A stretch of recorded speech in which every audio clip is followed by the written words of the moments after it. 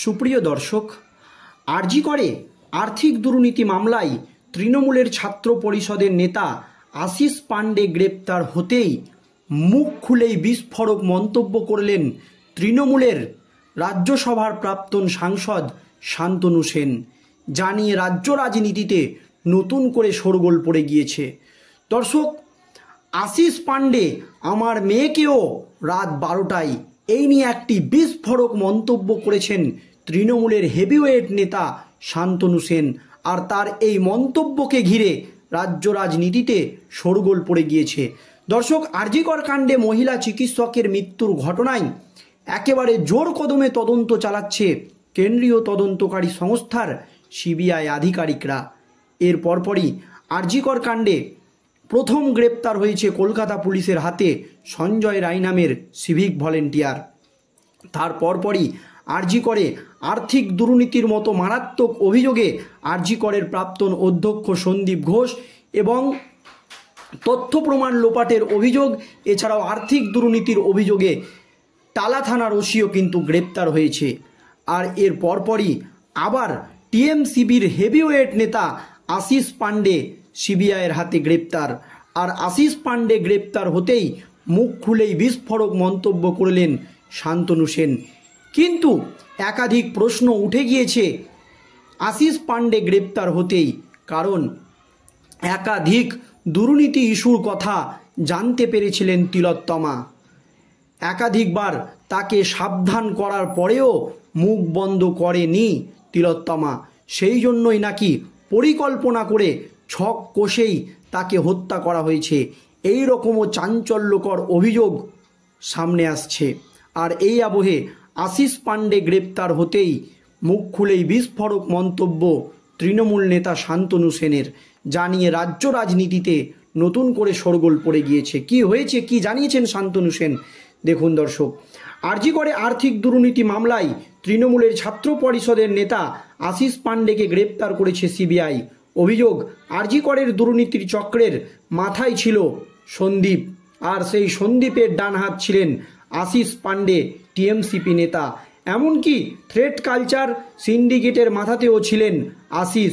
এবার আশিস পাণ্ডেকে নিয়ে সোশ্যাল মিডিয়ায় বিস্ফোরক পোস্ট করলেন তৃণমূল কংগ্রেসের রাজ্যসভার প্রাক্তন সাংসদ শান্তনু সেন। কি লিখেছেন তিনি?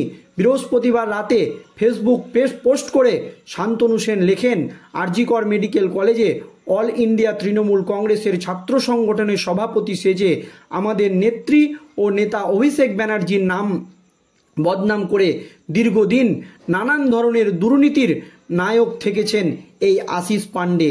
কলেজ কর্তৃপক্ষের কারা কারা তার মাথায় হাত রেখেছিল সেটা আজ সবার জানা হয়ে গেছে।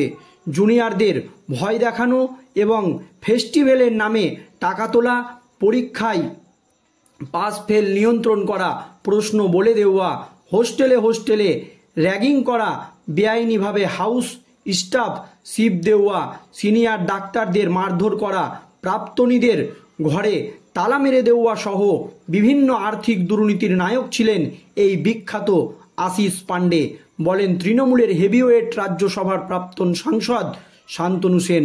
এছাড়াও তিনি আরও মন্তব্য করেছেন, কীর্তিকলাপগুলো তো আর প্রকাশ্যে বললামই না, অর্থাৎ আশিসের যে আরও দুর্নীতির কাজকর্ম রয়েছে তা আজ দিয়েই রাখলেন তৃণমূলের রাজ্যসভার সাংসদ শান্তনু সেন। এখানেই থেমে যাননি তিনি আরও বলেন, 2023 সালে সন্দীপ ঘোষের বদলির পর ডক্টর মানস ব্যানার্জিকে 4 দিন অধ্যক্ষের ঘরে ঢুকতে না দিয়ে বাইরে আটকে রেখেছিলেন এই আশিস পাণ্ডে। তার সহযোগীরা নিজেদের তৃণমূলের ছাত্র পরিষদ কর্মী বলে তৃণমূলেরই সর্বোচ্চ নেত্রীর পাঠানো নতুন অধ্যক্ষকে ঘরে ঢুকতে দেয়নি। শান্তনু সেন অভিযোগ করে লিখেছেন, তার মেয়ের সাথেও দিনের পর দিন মানসিক নির্যাতন চালিয়েছে আশিস ও তার দলবল। তিনি লেখেন, আমার মেয়েকেও যে ওই কলেজের ছাত্রী তাকেও ভয়ঙ্করভাবে মানসিক নির্যাতন করেছেন। দিনের পর দিন রাত 12:15টার সময় ফোন করে হুমকি দিয়েছে, কলেজের মধ্যে এক ঘরে করে রেখেছে, পরীক্ষায় ফেল করানোর চেষ্টা করেছে, বিভিন্ন ক্ষেত্রে আমাকেও মারাত্মকভাবে অপমান করেছে, আমার নামে মিথ্যা পোস্টার মেরেছে, সাঙ্গপাঙ্গ নিয়ে মারতে এসেছে।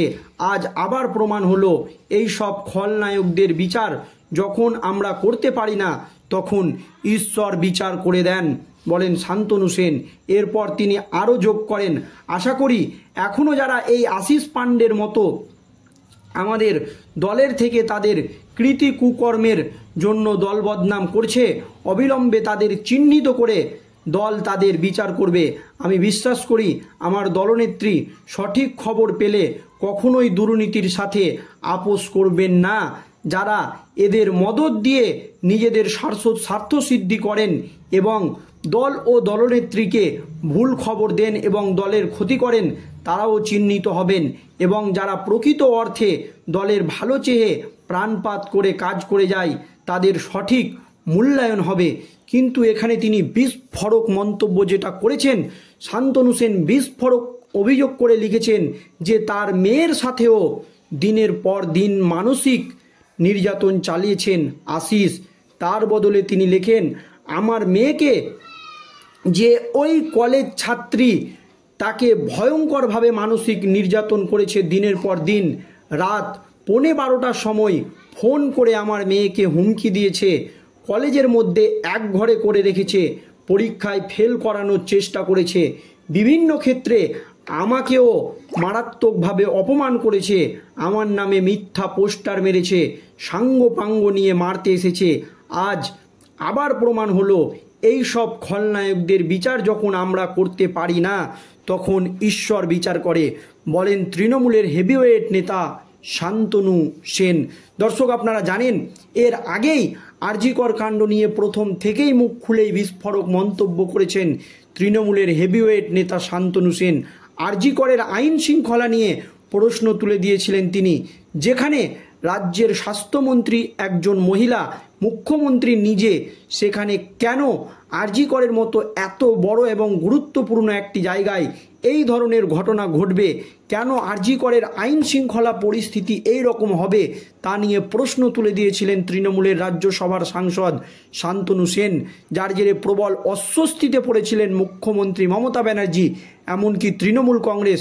সেই জন্য মুখপাত্র পদ থেকে সরিয়ে দেওয়া হয় শান্তনু সেনকে।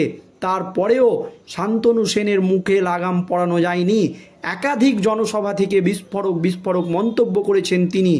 আর এবার হেভিওয়েট তৃণমূল নেতা আশিস পান্ডে গ্রেপ্তার হতেই আবারও মুখ খুলেই বিস্ফোরক মন্তব্য করলেন শান্তনু সেন, যা নিয়ে রাজ্য রাজনীতিতে নতুন করে শোরগোল পড়ে গিয়েছে। ধন্যবাদ।